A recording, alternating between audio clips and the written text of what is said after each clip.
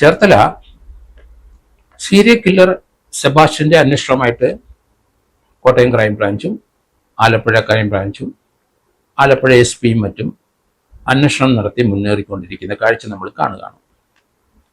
ഇതുവരെ നമ്മൾ മനസ്സിലാക്കിയിരിക്കുന്നത് 4 സ്ത്രീകളെ അയാളുടെ കോമ്പൗണ്ടിൽ കൊണ്ടുപോയി കൊന്നിരിക്കുന്നു എന്നാണ്. ഏറ്റവും അവസാനമായി കൊന്നത് ജൈനമ്മ എന്ന അതിരമ്പുഴക്കാരിയാണ്. അവരെ 2024 ഡിസംബർ 23 കാണാതെ പോയി. സെബാസ്റ്റ്യനുമായിട്ട് അടുപ്പമായി. സെബാസ്റ്റ്യൻ അവരെ പരിചയപ്പെട്ടത് ഒരു പ്രാർത്ഥനാലയത്തിൽ വെച്ചാണ്. അവർ പല പ്രാർത്ഥനാലയങ്ങളിലും പോകും, പ്രാർത്ഥിക്കാൻ പോകും. അവിടെ വെച്ചാണ് സെബാസ്റ്റ്യൻ പരിചയപ്പെട്ടിരിക്കുന്നത് എന്നാണ് ഇപ്പം വരുന്ന വാർത്ത.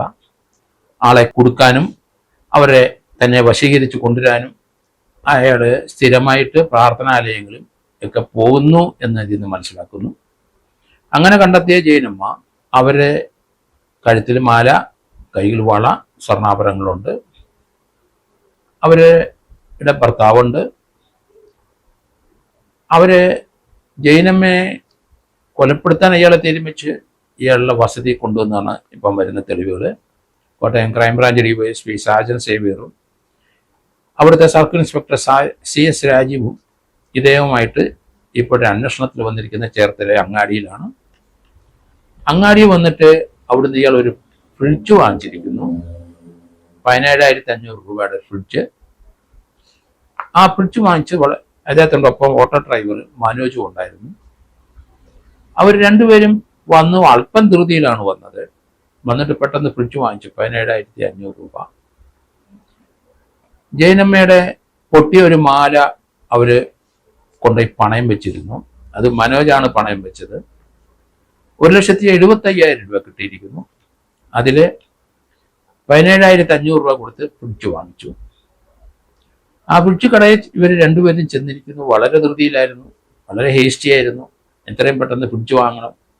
പണം കൊടുത്തു, ബില്ല് വാങ്ങിച്ചു. മനോജിന്റെ പേരിൽ തന്നെയാണ് വാങ്ങിച്ചത്. 17,500 ബാക്കി 1,75,000 രൂപയുടെ ബാക്കി കയ്യിലുണ്ട്. അത് കോട്ടയം ക്രൈംബ്രാഞ്ച് DYSP കണ്ടെത്തിയ വിവരങ്ങളാണിത്. ഇയാൾ അതിനുശേഷം ഇപ്പം പോലീസിന്റെ അന്വേഷണത്തിൽ ആ ഫ്രിഡ്ജ് ഇപ്പം കണ്ടെടുത്തു പോലീസ്. ഫ്രിഡ്ജ് അതിരമ്പുഴയുള്ള ഇയാളുടെ ഭാര്യ വീട്ടില് ആ ഫ്രിഡ്ജ് പുതിയതുണ്ട്. അത് ജൈനമ്മയുടെ പണം കൊണ്ട് വാങ്ങിച്ചതാണ്. അത് അവിടെ എത്തിച്ചത് എന്തിന്? അവിടെ എത്തിച്ചത് വളരെ ധൃതിയിൽ ഈ പണം അദ്ദേഹം കൊടുത്ത് വാങ്ങിച്ച ഫ്രിഡ്ജ് നേരെ അതിരമ്പുഴയിൽ പോയി. എന്തിനാണ് അവിടെ പോയി ഇത്ര ദൂരെ നിന്ന് അദ്ദേഹം ഫ്രിഡ്ജുമായിട്ട് അതിരമ്പുഴയ്ക്ക് പോയത്? അത് വിശദീകരിക്കേണ്ടി വരും. ചേർത്തലയിൽ ചെന്ന് ധൃതി പിടിച്ചൊരു ഫ്രിഡ്ജ് വാങ്ങുക, അത് എന്നിട്ട് അതിരമ്പുഴ എത്തുക. അതിനടുത്തുനിന്ന് വാങ്ങിച്ചു കഴിഞ്ഞാൽ സംശയം തോന്നാം. അതുകൊണ്ടായിരിക്കാം അങ്ങനെ ചെയ്തിരിക്കുന്നത് എനിക്ക് തോന്നുന്നു. അതൊക്കെ അന്വേഷണത്തിന്റെ മികവ് തന്നെയാണ് കാണിക്കുന്നത്. അയാൾ സഹകരിക്കുന്നില്ലെങ്കിലും അങ്ങനെയുള്ള വിവരങ്ങൾ പോലീസ് കണ്ടെത്തിക്കൊണ്ടിരിക്കുന്നു. അതിരമ്പുഴയെ കണ്ട ഫ്രിഡ്ജ് പുതിയതാണെന്ന് മനസ്സിലായി അന്വേഷണത്തിനെത്തി. അത് എവിടുന്ന് വാങ്ങിച്ചു എന്ന് ഭാര്യയോട് ചോദിച്ചപ്പം അത് ഭർത്താവ് വാങ്ങിച്ചു കൊണ്ടുവന്നു. അതിൻ്റെ ബില്ലോ ഒന്നും കൈവശം ഉണ്ടോ ഇല്ലെന്ന് അറിയില്ല. എങ്കിലും പുതിയ ഫ്രിഡ്ജ് ആയതുകൊണ്ട് അതിൻ്റെ കമ്പനി അന്വേഷിച്ചാൽ അത് എവിടുന്ന് വിറ്റുപോയെന്ന് കണ്ടെത്താൻ വലിയ ബുദ്ധിമുട്ടില്ല. അങ്ങനെ ആയിരിക്കണം കണ്ടെത്തിയത്. അങ്ങനെയാണ് ചേർത്തല എന്ന് കണ്ടെത്തിയത്. ചേർത്തല എന്തായാലും സെബാസ്റ്റ്യനുമായിട്ട് അന്വേഷണ ഉദ്യോഗസ്ഥന്മാർ പോയി. സെബാസ്റ്റ്യനെ അവർ തിരിച്ചറിഞ്ഞിട്ടുണ്ട്. ഇയാളാണോ വന്ന് ഫ്രിഡ്ജ് വാങ്ങിച്ചത്. ആ സമയത്ത് അല്പം ധൃതി കൂടുതൽ, പെട്ടെന്ന് അത് വാങ്ങിച്ച് അവിടുന്ന് രക്ഷപ്പെടാൻ നോക്കിയിരുന്നു. അതെന്താണ് ആ ധൃതി കാണിച്ചതെന്നുള്ള നമുക്ക് അറിഞ്ഞുകൂടാ. എങ്കിലും അത് പെട്ടെന്ന് വാങ്ങിച്ച് ആ പണം മുടക്കി ഇത് താൻ തന്നെയാണ് എന്ന് ഭാര്യയുടെ മുമ്പിൽ സ്ഥാപിക്കാനും താൻ വലിയ പണക്കാരനാണെന്ന് അറിയിക്കാനും ഭാര്യ വീട്ടിൽ കൊണ്ടുപോയി വെച്ചു. ഇപ്പം അവിടെയാണ് താമസം. ഇവിടുത്തെ കുടുംബ വീട്ടിലെ, ചേർത്തലയുള്ള വീട്ടിലെ, അത് വളരെ പഴക്കമുള്ള വീടാണ്. അവിടെ ഇപ്പം ഭാര്യ വരാറില്ല. വല്ലപ്പോഴും വന്നാൽ അപ്പം തന്നെ മടങ്ങിപ്പോവും. അവിടെ മുഴുവൻ കിളച്ച്, അവിടെ ഏരിയ മുഴുവൻ 2.5 ഏക്കറിന്റെ പല ഭാഗത്തും കിളച്ചിട്ടിരിക്കുന്നത് നമുക്ക് കാണാം. പോലീസ് ഇൻവെസ്റ്റിഗേഷൻ തറവായിട്ട് അവിടെയൊക്കെ നടത്തി. എന്തൊക്കെ കിട്ടിയെന്ന് നമുക്കറിയില്ല. എങ്കിലും ചില സാധനങ്ങൾ അവിടുന്ന് കിട്ടി. അത് 2 സാരി കിട്ടിയെന്ന് പറയുന്നു. ഒരു വാനിറ്റി ബാഗ് കിട്ടിയിട്ടുണ്ട്. ഒരു കൊന്ത കിട്ടിയിട്ടുണ്ട്. ഒരു കെട്ടിയ പല്ല് കിട്ടിയിട്ടുണ്ട്. അപ്പൊ അങ്ങനെ സ്ത്രീകളുമായിട്ട് ബന്ധപ്പെടുന്ന പല എവിഡൻസസും അവിടുന്ന് കിട്ടി. ഏകദേശം 19ഓളം എല്ലും കഷ്ണം കിട്ടിയിട്ടുണ്ട്. അതിനകത്ത് ജയനമ്മയുടെ വക എത്ര ഉണ്ട്, മറ്റു 3 സ്ത്രീകളെയും കൂടെ എല്ലും കഷ്ണം ആകാം. അത് അതിനകത്ത് ഏറ്റവും ഇതുവരെ അധികം ചർച്ച ചെയ്യാത്ത ഒരാളുടെ വിവരം അർത്തുങ്കൽ പോലീസ് സ്റ്റേഷനും അർത്തുങ്കൽ പള്ളിയൊക്കെ നമുക്കറിയാം. അർത്തുങ്കൽ പോലീസ് സ്റ്റേഷനിലെ സിന്ധു എന്നൊരാളെ കാണാനില്ല. ഈ കേസുമായിട്ട് ബന്ധമുണ്ട് എന്നാണ് ഇപ്പം വരുന്നത്. ആ അന്വേഷണം എങ്ങും എത്തിയില്ല.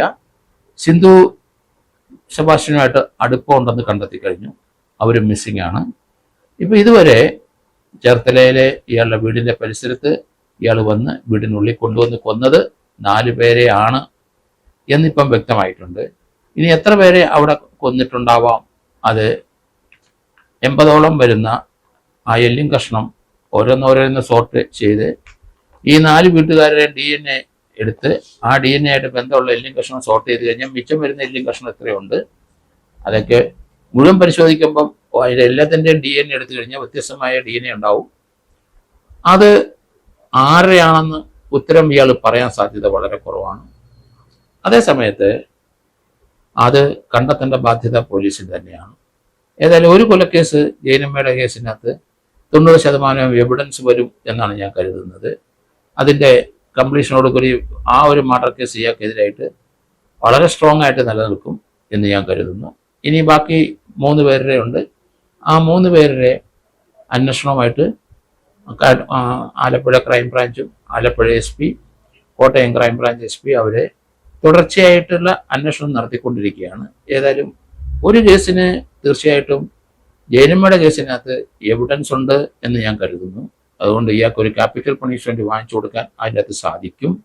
കാരണം അവരുടെ ജയനമ്മയെ കൊന്ന അവരുടെ എല്ലും കഷ്ണങ്ങൾ ഇയാളുടെ ചേർത്തലയിലുള്ള വീടിൻ്റെ കോമ്പൗണ്ടിനകത്തുനിന്ന് ലഭിച്ചെങ്കിൽ അതൊരു മർഡർ തന്നെ, യാതൊരു സംശയമില്ല. അങ്ങനെ കോടതിയിൽ അത് പ്രൂവ് ചെയ്യാൻ കഴിയും.